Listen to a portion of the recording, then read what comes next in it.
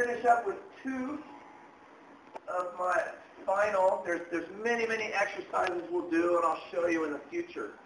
But if you don't have access to a body ball, you can do these anywhere.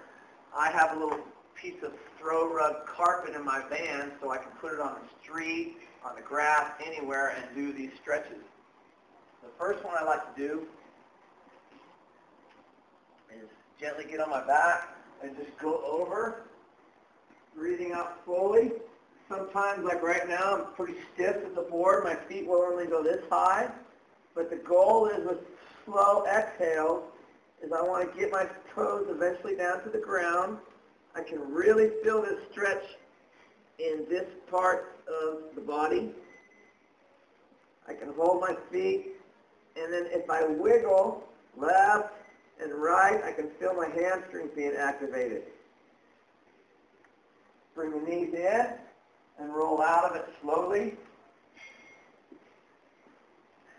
The other stretch, because anytime you do, whether it's a static stretch or a dynamic stretch, you want to sort of do an opposite. You don't want to do all the same side of your body. So you want to do supine stretches and prone stretch.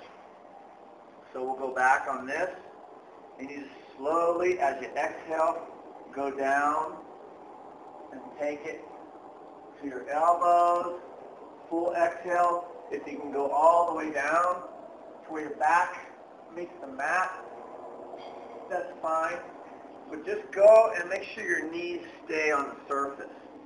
I'm really stiff. Normally I can get my back all the way down, but today was a pretty hard effort, so I'm still pretty stiff. But these are good to do. You can either go in and out of them quickly as dynamic stretches. So I'm moving in and out. Not moving real fast, just slow counter stretches. And what I love about the body is you just do a couple stretches, and you can see now I can touch the back of the mat with my head.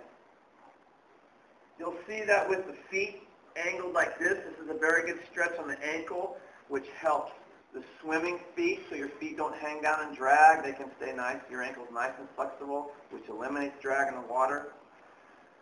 So those are just some of the stretches that we do here in our final phase of recovery. But just understand that you have to have recovery built in your training program.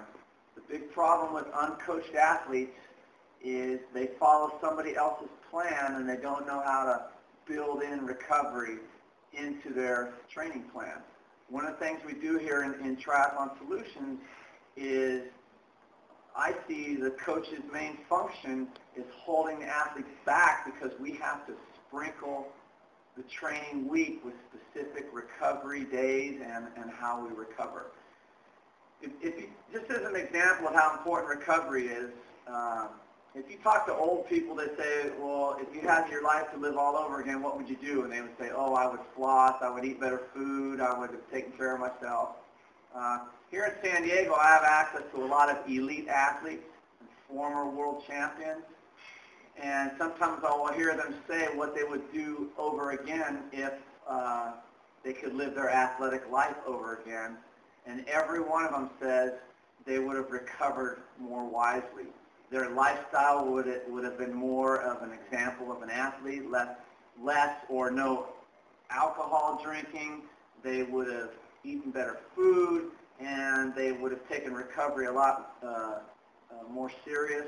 They would have incorporated dynamic and static stretching, and they would understand, and they wish they would have known that all their gains take place in recovery, where they give their body a chance to absorb the workout rather than the actual workout itself. Thank you for watching this episode of Triathlon Solutions in Recovery, and we'll see you on the next episode.